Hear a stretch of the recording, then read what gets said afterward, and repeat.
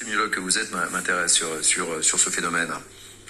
L'idée, c'est toujours de remettre les choses en perspective. Alors c'est vrai que ce chiffre de 70 est assez ahurissant.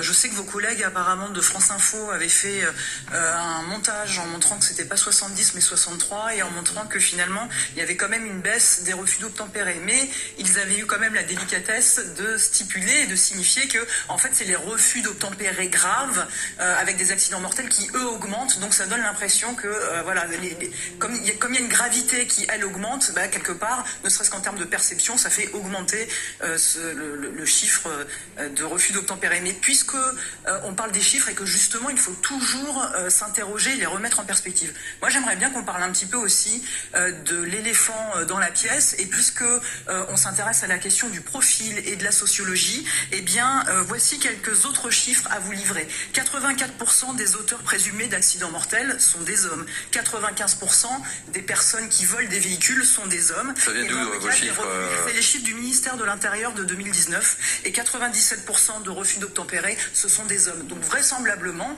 je fais du lien. Je dis pas que tous les hommes, effectivement, mais quand même.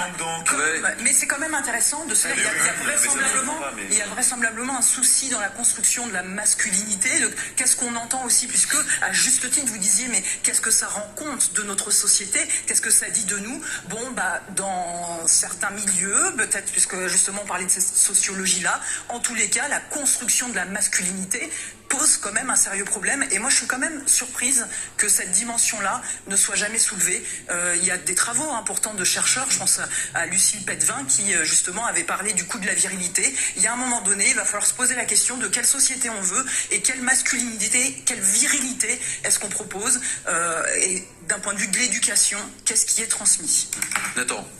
L'homme que je suis est globalement d'accord avec vous. Je pensais pas qu'on allait je ne pensais pas qu'on allait prendre cette dessus et cette orientation, mais je vous écoute. Je ne l'ai pas.